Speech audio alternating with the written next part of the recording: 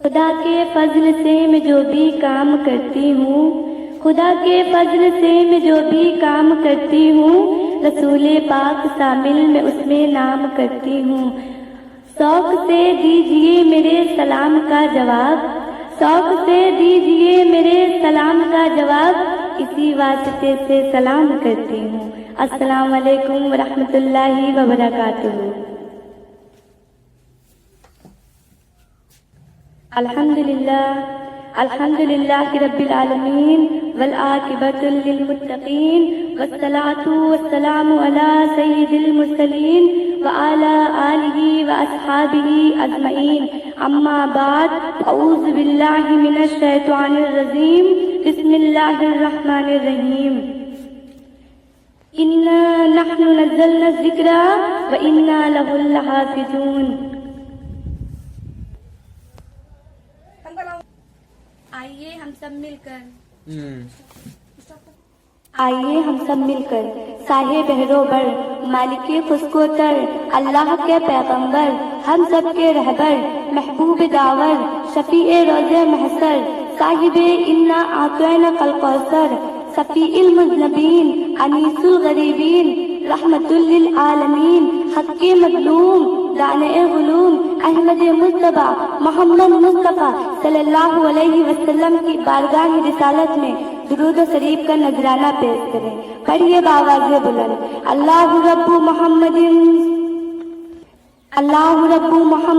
صلی علیہ وسلم، نحن عباد محمد صلی علیہ وسلم، صلاۃ و سلام علیک یا رسول اللہ صلی اللہ تعالی علیہ وسلم۔ حضرات گرامی، اللہ تعالیٰ نے قرآن شریف میں ارشاد فرمایا، انا نحن نزلنا الذکر وانا لہ لحافظون، بے شک ہم نے اس کو نازل کیا اور ہم ہی اس کی حفاظت کرنے والے ہیں۔ آسمانی کتابیں اور بھی ہیں، آسمانی صحیفے بھی ہیں، مگر ہمارے تمہارے رب نے کسی کتاب کی ذمہ داری نہیں لی۔ آسمانی کتابیں بھی ہیں، دنیاوی کتابیں بھی ہیں، توریت بھی ہے، انجیل بھی ہے، زبور بھی ہے اور قرآن مجید بھی ہے، مگر ہمارے رب نے صرف اور صرف قرآن مجید کی ذمہ داری لی۔ اور اس کی بلندی کو سمجھنے کے لیے ایک مثال بیان کرنی ہے۔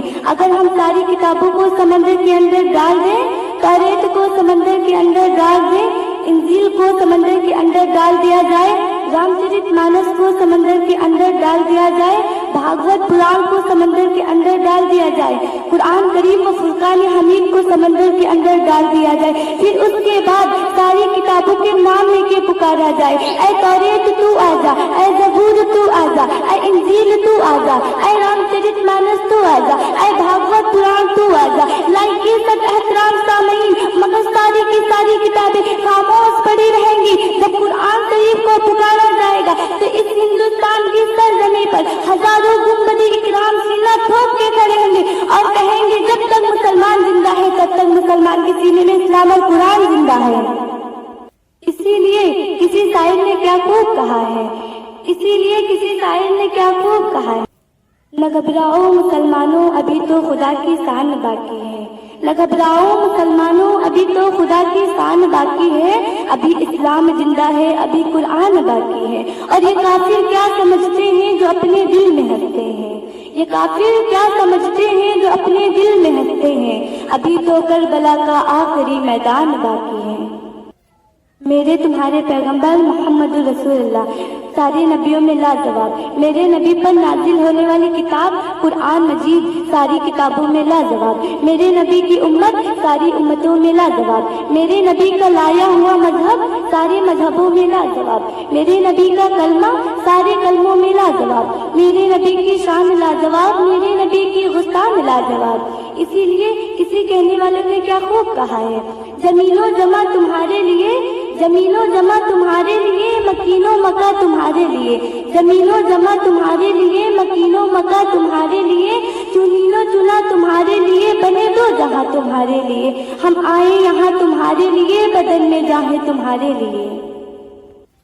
حضرات گرامی، قرآن کی بلندی کو دیکھو، اگر یہ قرآن زندان میں لپٹ کر رحل میں سج جائے تو 30 پارے ہیں دیکھنا ہے اس کے بارے میں ہے، جو آمینہ کی گود میں آنچل رحمت اوڑھ لے وہ آمینہ کا ماہ پارا ہے، ایک ہو جائے ایک بول دے، جو چپ ہو جائے وہ کلام پاک ہے اور جو بول دے وہی رسول پاک ہے۔ اب سمجھیے قرآن تیرے دو چہرے ہیں، ایک تلاوت کے لیے ایک زیارت کے لیے۔ جس کی تلاوت کی جائے اسے کلام اللہ کہتے ہیں اور جس کا جلوہ دیکھا جائے اسی کو محمد رسول اللہ کہتے ہیں۔ آئیے ایک ایسا ہی واقعہ آپ کے روبرو پیش کر دوں۔ ایک غریب مسلمان تھا جس کا نام عبد الرحیم تھا، مگر وہ سومن صلاۃ کا پابند تھا۔ معمول ایک یہودی کے یہاں نوکری کیا کرتا تھا۔ معمول یہ تھا جب صبح بیدار ہوتا تو قرآن کریم کی تلاوت کیا کرتا تھا۔ یہودی نے ایک دن دیکھا، 2 دن دیکھا، 2-4 مہینے دیکھا، اس سے رہا نہ گیا۔ وہ کہنے لگا، او مسلمان، تو رہتا میرے یہاں، کھاتا میرے یہاں، پیتا میرے یہاں اور کلمہ اپنے نبی کا پڑھتا، کتاب اپنے نبی پر نازل ہونی پڑتا۔ اگر تجھے یہاں رہنا ہے تو کلمہ میرے نبی کا پڑھے گا، کتاب میرے نبی پر نازل ہونی پڑے گا۔ مسلمان کہتا ہے، ہرگز نہیں، میرے نبی تیرے نبی سے افضل ہے، میرے نبی کا لایا ہوا قرآن تیرے نبی کی کتاب سے افضل ہے۔ یہودی کہتا ہے، ایسی افضلیت کا پتہ نہیں چلے گا، چل تو اپنی کتاب آگ میں ڈال، میں بھی اپنی کتاب آگ میں ڈالتا ہوں۔ مسلمان کہتا ہے، ٹھیک ہے۔ اب یہودی نے دن مقرر کر دیا۔ یہودی کہتا ہے، جس کی کتاب جل جائے وہ کمتر ہے اور جس کی کتاب بچ جائے وہ افضل ہے۔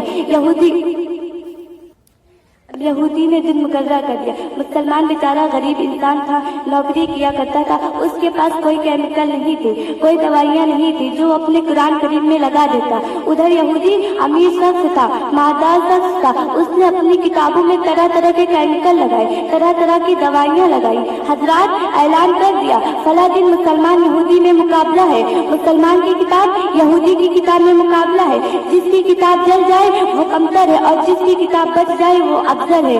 مسلمان بیچارہ قرآن کریم کی تلاوت کرتا اور دعائیں کرتا، اے مولا یہ مسلمان یہودی کا مقابلہ نہیں ہے، اے مولا یہ مسلمان یہودی کا مقابلہ نہیں ہے بلکہ ایک دشمن اسلام اور مسلمان کا مقابلہ ہے۔ لائق احترام سامعین، اب مقرر وقت کا وقت آ گیا، لاکھوں کی تعداد میں لوگ جمع ہو گئے، آگ بھڑکا دی گئی۔ ادھر یہودی اپنی کتاب لے کر پہنچ گیا، ادھر مسلمان بھی اپنی قرآن مجید لے کر پہنچ گیا۔ اب یہودی مسلمان سے کہتا ہے، عبد الرحیم چل تو اپنی کتاب آگ میں ڈال، میں بھی اپنی کتاب آگ میں ڈالتا ہوں۔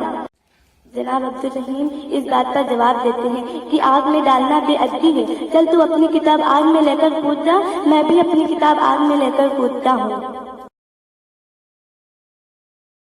یہودی اس بات پر پریشان ہو جاتا ہے، پریشان ہو کر ادھر ادھر کی باتیں کرنے لگتا ہے، کیونکہ اس نے اپنی کتابوں میں طرح طرح کے کیمیکل لگائے تھے، طرح طرح کی دوائیاں لگائی تھی، مگر اپنے میں کچھ نہیں لگایا تھا۔ پریشان ہو کر ادھر ادھر کی باتیں کرنے لگا، مگر وہ عاشق رسول سچا قرآن کا سیدائی دیکھا کہ لاکھوں کی تعداد میں لوگ جمع ہیں، اگر میں آگ میں کود گیا تو لاکھوں کی تعداد کلمہ پڑھ کر مسلمان ہو جائے گی۔ وہ رسول کا دیوانہ قرآن کریم کو ہاتھ میں لے کر آگ میں چھلانگ لگاتا ہے، یعنی کود جاتا ہے۔ لوگ سمجھ رہے تھے جل کر راکھ ہو جائے گا، جب دیکھا گیا تو قرآن کریم کی تلاوت کر رہا تھا، پڑھ رہا تھا، انا نحن نزلنا الذکر وانا لہ لحافظون۔ اسی وقت سارے کے سارے لوگ جناب عبد الرحیم کے ہاتھ پر کلمہ پڑھ کر مسلمان ہو جاتے ہیں۔ یہ ہے قرآن کی عظمت۔ اسلام کی مقدس شہزادیوں، اگر تم پر کوئی پریشانی آئے تو قرآن کریم کی تلاوت کیا کرو، اگر کسی غم میں مبتلا ہو تو قرآن کریم کی تلاوت کیا کرو، اگر بیماری میں مبتلا ہو تو قرآن کریم کی تلاوت کیا کرو، اگر وقار چاہتی ہو تو قرآن کریم کی تلاوت کیا کرو، انقلاب چاہتی ہو تو قرآن کریم کی تلاوت کیا کرو۔ یہ قرآن یہاں بھی کام آئے گا اور کل بروز قیامت میں بھی ہم سب کو جنت دلائے گا۔ یہی قرآن شکل انسان اللہ تعالیٰ کی بارگاہ میں حاضر ہوگا۔ اللہ تعالیٰ اس قرآن کو جنت میں جانے کا حکم دیں گے، مگر یہ قرآن جنت داخل نہیں ہوگا۔ پوچھا جائے گا، اے قرآن جنت داخل کیوں نہیں ہوتا؟ تو قرآن فرمائے گا، اے میرے مولا میں تیرا مقدس کلام ہوں، اے میرے مولا میں تیرا مقدس کلام ہوں، تیرے بندوں نے مجھے پڑھا، میں ان سب کو لے کر جنت جاؤں گا۔ جو مجھے چومتے تھے، جو مجھے چاہتے تھے، جو مجھے اپنے سینے سے لگایا کرتے تھے، جو میری تلاوت کیا کرتے تھے، میں ان سب کو لے کر جنت جاؤں گا۔ تو اللہ تعالیٰ فرمائے گا، اے میرے مقدس کلام جا، تجھے اجازت ہے، جو تجھے چاہتے تھے، جو تجھے چومتے تھے، جو تیری تلاوت کیا کرتے تھے، تو ان سب کو لے کر جنت داخل ہو جا۔ تو قرآن اپنے چومنے والوں کو، اپنے چاہنے والوں کو، اپنے چومنے والوں کو لے کر جنت جائے گا، جنت کے دروازے کھٹکھٹائے گا، اندر سے آواز آئے گی، کون؟ تو قرآن فرمائے گا، انا القرآن و معی القاری، میں قرآن ہوں اور میرے ساتھ میرے قاری ہیں۔